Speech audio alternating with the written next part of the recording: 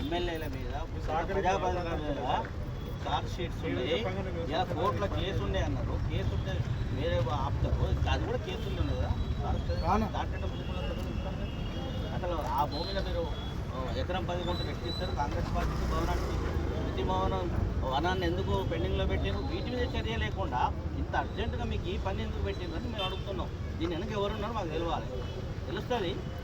ప్రజాప్రభుత్వం అంటారు. ప్రజాప్రభుత్వం అన్నప్పుడు ఏం చేయాలి?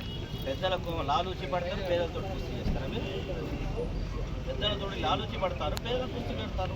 పేదలతో కుస్తీ పడతారు. చిన్న చిన్నలు పక్క పడుతున్న వాళ్ళ మీద దాడులు చేస్తున్నారు. తొరి పోలీస్ స్టేషన్ చేసి అరెస్ట్ చేస్తారా? ఏంటి గత ప్రభుత్వం కంటే ఏం పెద్ద తేడా కనబడతారు మాకు. ఎక్కడ పోయినా భూములు ఎందుకు తీసుకోలేదు? అది చెప్పినాక ఈ మిగతా విషయం మాట్లాడు.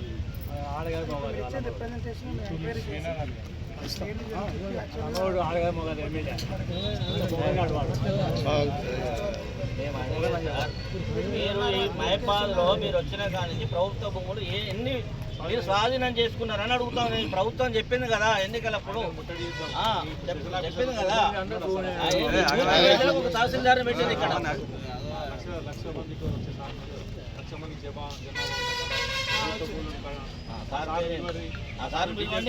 సార్కి చెప్తాం మేము.